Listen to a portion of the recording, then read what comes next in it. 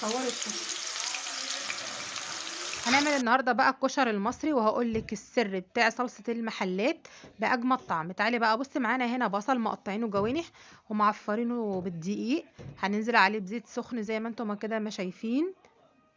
الكشري المصري على اصوله يا جماعه النهارده، وسر صلصه المحلات بجد، وسر قرمشه البصله تحفه. خلصنا هنا بقى البصله، شايفين لونها طالع ازاي ومقرمشه جدا.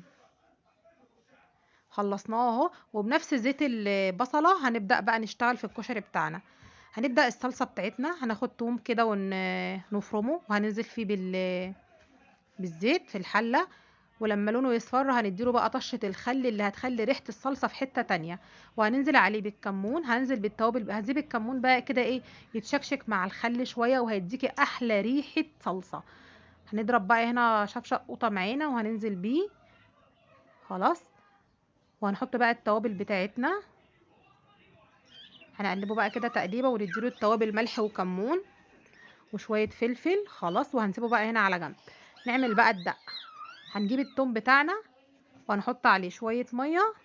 خلاص. دقه المحلات يا جماعه بكل تفاصيلها. هننزل بالتوابل ملح وكمون وشويه كزبره ناشفين،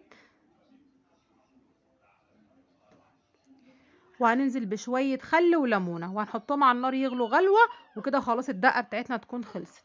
خلاص. هتاخد يا دوبك غلوه. السر بقى بتاع الصلصه بتاعت المحلات، هناخد شويه من البصله اللي احنا محمرينهم، هنبدا نكسرهم كده وهننزل عليهم بالصلصه اللي هتخلي طعم الكشري في حته تانية خالص. لان طعم الكشري بيبقى مميز بالصلصه بتاعته، مش باي حاجه تاني، لا بالرز ولا بالمكرونه. خلاص. هو ده بقى سر الطعم يا جماعه.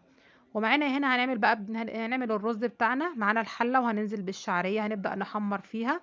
وهنكون حاطين العدس ابو جبه يتسلق نص سلقه كده على النار. خلاص. ونكون غسلنا الرز ونزلنا بيه على الشعريه لما حمرت معانا. خلاص. هننزل بقى بالحمص بعد ما يكون السلق نص سلقه. هنظبط بقى الميه وهنظبط التوابل بتاعتنا ملح وكمون وشويه فلفل. خلاص. نعمل بقى الحمص ده انا غسلاه ونقعاه من بالليل. هنجيب ميه وهنبدا نسلقه فيه. وهنجيب كوبايه عصير طماطم وهنحطه عليه ملح وكمون وشويه فلفل. وهنسيبه على النار بقى كده يغلي لغايه ما الحمص يتسلق. ونكون هنا سالقين المكرونه بتاعتنا زي ما انتم ما شايفين. خلاص.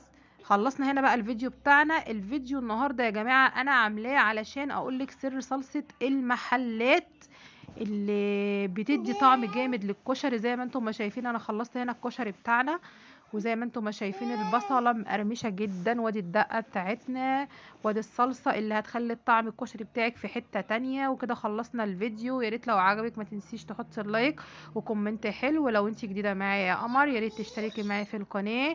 واستنوني حبايبي فيديو جديد واشوفكم بخير.